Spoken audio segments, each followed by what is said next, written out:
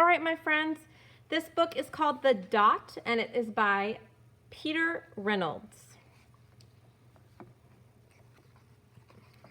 The Dot. Look at that. Art class was over, but Vashti sat glued to her chair. Her paper was empty. Vashti's teacher leaned over the blank paper. "Oh, it's a polar bear in a snowstorm," she said. "Very funny," said Vashti. "I just can't draw." Her teacher just smiled. "Just make a mark and see where it takes you." So Vashti grabbed a marker and gave the paper a good, strong jab. "There," she said. Her teacher picked up the paper and studied it carefully. She pushed the paper toward Vashti and quietly said, "Now sign it." Vashti thought for a moment. "Well, maybe I can't draw, but I can sign my name."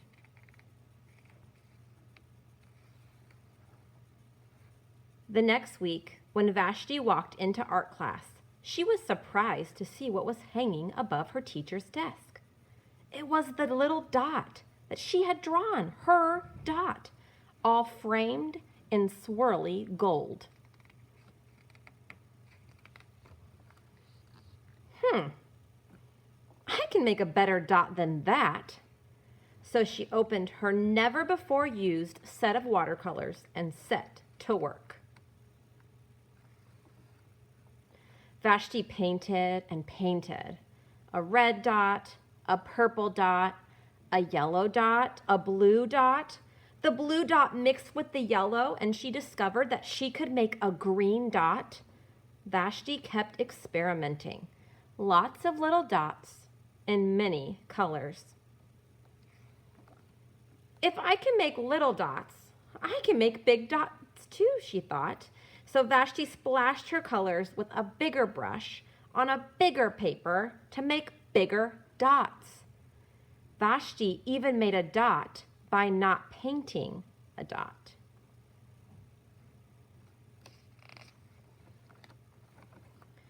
At the school art show a few weeks later, Vashti's mini dots made quite a splash.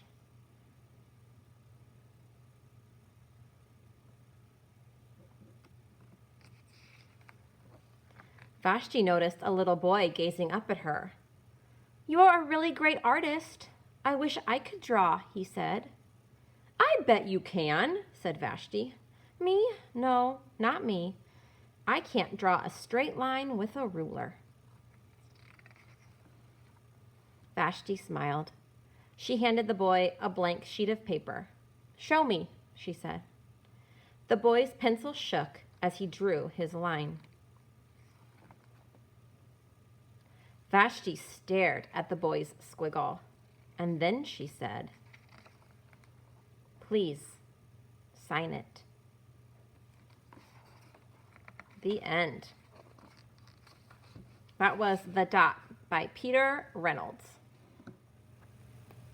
Hey there, my favorite artists. Today we're going to do an art project based on the book, The Dot.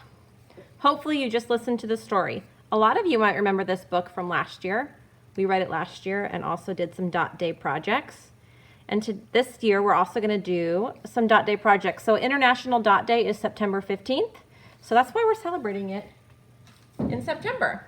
All right, friends, today we're going to do a type of painting called pointillism. So you can kind of see the word point in there, pointillism. And it's a painting style that uses small dots of color. They're painted in patterns to create some sort of an image. Some artists use pointillism with every painting that they do. And when you back up, like when you're looking at it from far away, you can't even tell that it's made up of these tiny dots. But when you walk up really closely, you can see those individual dots. But because we're standing far back, our eyes kind of blend those dots together with the color and it makes an image. Let's look at some examples. Hey there friends, I just wanted to show you a couple examples of pointillism. The most famous one is this painting right here by Georges Seurat. It's very famous. It's even in a couple movies. But this painting is made by just a bunch of dots of color. And because those dots are so close together, it creates an image. So when we kind of back up from it, we see this beautiful image. But if you got really, really close, you would just see a bunch of dots. So here are some other paintings that were made with pointillism. Got this bird, this cool tree. You can really see the dots in this tree one. In this bottom right-hand corner, that tree, it is hard to tell that that's made by using pointillism. It just looks like a painting. There's a cool ladybug. I love this sunflower. If you really zoom in, you can see all those separate dots. But when you back up, all you see is that beautiful sunflower. So today we're going to be creating a painting using pointillism, and it's going to be based off the book that we read, The Dot by Peter Reynolds. All right, let's get started. All right, for this project, the supplies that you're going to need are some Q-tips. You're going to need a piece of paper. It doesn't really matter what size. And some paint. Any kind of paint will do. If you have watercolors, that'll work. This is just that liquid tempera that we use at school. Really, anything will work. And if you don't have paint, you can also just use markers and just kind of use them to make dots instead of using the Q-tips. All right, pause the video, go grab your supplies, and I'll meet you right back here. Okay, so for this, we're just going to create a dot somewhere on our paper. And then what we're going to be doing is creating a circle around that dot and then creating a circle around that circle. So start with whatever color you want. I'm going to start with blue right there. And I'm just going to kind of leave my Q-tips sitting on my plate. And then I'm going to create a circle around that first dot. And my circles are just going to keep getting bigger and bigger and bigger as they go around. Now I'm wondering if anybody can remember what it's called when a circle is around another circle and around another circle. I'm going to give you 10 extra points if you can remember. It is called a concentric circle. We have looked at concentric circles a lot in the art room. There's an artist named Kandinsky who is very famous for painting concentric circles. Now eventually, I'm going to go off of the paper here. My circle's not going to fit. So I'm going to do as much as I can, and then I'm going to move on to a new circle. So I'm going to start somewhere else on my paper. It doesn't matter where. I'm going to start right there, and I'm going to continue to do the exact same thing. I can make this circle a lot tighter, like the dots a lot tighter around them if I would like. It's kind of cool because you can totally make it however you want to make it. Maybe you want to do a color pattern. I'm just kind of randomly choosing colors.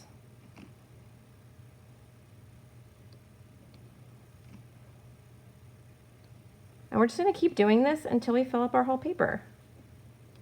So ours is going to be kind of like an abstract painting where it's just the shapes of circles. It's not really going to be a picture of something. But after you do this project, maybe you want to use pointillism to paint, you know, like a tree or an animal or a face even. I would love to see what you do. All right, let's finish this up.